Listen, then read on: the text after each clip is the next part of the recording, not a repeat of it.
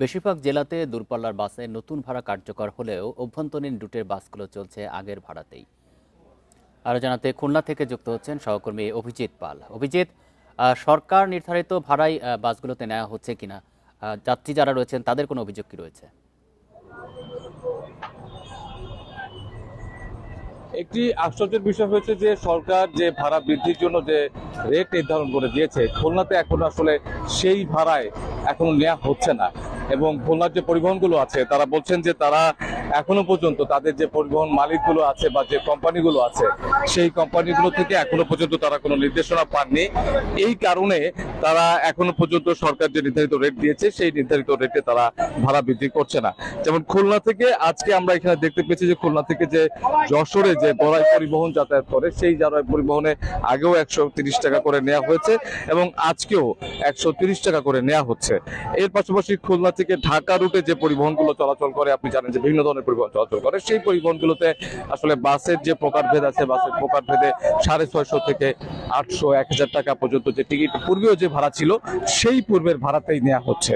এবং আমরা এখন যখন এখানে যাত্রীদের সাথে কথা বলেছি তারাও বলছেন যে আজকে তেল বৃদ্ধির বা তেলের দাম বৃদ্ধির পরে যে ভাড়া বৃদ্ধির যে নির্দেশনা এসেছে, তবে সেটি এখনো পর্যন্ত তারা খুলনার যে সোনাডাঙ্গা যে বাস টার্মিনাল আছে এখান থেকে প্রায় যে আন্তজেলা এবং ঢাকা সহ দূরপাল্লার যে পরিবহন চলাচল করে সেই পরিবহনগুলোতে আসলে ভাড়াতে তারা সেরকম কিছু দেখছেন না। এবং তারা বলছেন যে তবে তারা শঙ্কা প্রকাশ করেছেন, কারণ সাধারণত যখনই জ্বালানি তেলের দাম বাড়ে তখনই আসলে সমস্ত জিনিসপত্রের দাম বাড়ে, ভাড়া সহ অন্যান্য জিনিসপত্রের দাম বাড়ে এবং দেখা যায় যে সরকার যে রেট আসলে ভাড়া বৃদ্ধির ক্ষেত্রে দিয়ে দেয় তার থেকে অনেক দ্বিগুণ তিনগুণ পরিমাণে ভাড়া বাড়ে। এবং সরকার নির্ধারিত রেটের কথা যদি পরিবহন সংশ্লিষ্ট যারা আছেন তাদেরকে বলতে হয় তাহলে দেখা যায় তাদের সঙ্গে সময় বাকবিতণ্ডাও হয়। অতএব তারা সেই জায়গাটাতেই আসলে জোর দিয়েছেন। তারা বলছেন যে ভাড়া সরকার যেভাবে নির্ধারণ করেছে সেই জায়গার সেই নির্ধারণেই যেন মাঠ পর্যায়ে আসলে বাড়ে, তার থেকে যেন বেশি বাড়ার জন্য সুযোগ না থাকে। এবং এর পাশাপাশি তারা আরো বলেছেন যে সেটি যাতে তদারকির মধ্যে থাকে, কারণ বেশিরভাগ ক্ষেত্রেই দেখা যায় বিশেষ করে যেগুলো আন্তঃজেলা পরিবহন আছে সেই আন্তঃজেলা পরিবহনগুলো দেখা যায় যে সরকার যে ভাড়া নির্ধারণ করে তার থেকে আসলে দ্বিগুণ তিনগুণ বৃদ্ধিতে ভাড়া নিয়ে তারা যাতায়াত করেন। এবং সেটার প্রতিবাদ করতে গেলেও আসলে যারা সাধারণ যাত্রীরা আছেন তারা আসলে ভোগান্তিতে পড়েন এবং তারা আক্রোশে পড়েন। এই বিষয়টিকে আসলে একটি নিয়মিত মনিটরিং এর কথা বলেছেন সাধারণ যাত্রীরা, কারণ তারা বলছেন যে ভাড়া বৃদ্ধির ফলে যে পরিমাণে আসলে অন্যান্য যে জ্বালানি তেলের দাম বৃদ্ধির পরে অন্যান্য জিনিসের যে দ্রব্যমূল্যের যে ঊর্ধ্বগতি তৈরি হবে, সেই সাথে যদি ভাড়াও যদি আসলে অনেক 2-3 গুণ বেড়ে যায় তাহলে সেই ক্ষেত্রে তাদেরকে আসলে বিপাকে পড়তে হবে। এবং এই জন্যই তারা সংশ্লিষ্ট যারা আছেন তাদের দৃষ্টি আকর্ষণ করেছেন।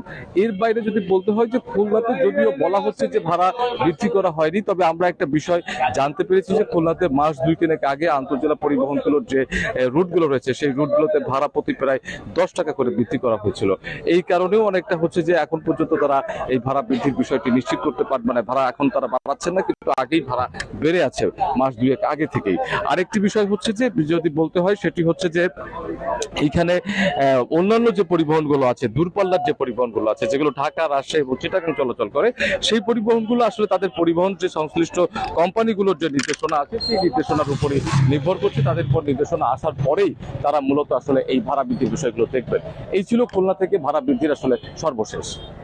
খুলনা থেকে জানাচ্ছিলেন সহকর্মী অভিজিৎ পাল।